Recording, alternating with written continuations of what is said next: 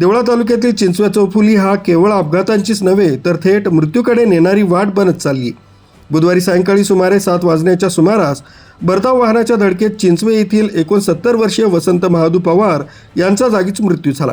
या घटनेनंतर संतप्त ग्रामस्थांनी हा प्रकार अपघात नसून खराब रस्ते व्यवस्था व प्रशासनाच्या निष्काळजीपणाचा परिणाम असल्याचा आरोप केला आहे. वसंत पवार हे घरी जात असताना चिंचवे मुख्य चौफुलीवर धोकादायक डिवायडर ओलांडत होते. यावेळी चांदवडकडून येणाऱ्या एका अज्ञात वाहनानं त्यांना जोरदार धडक दिली.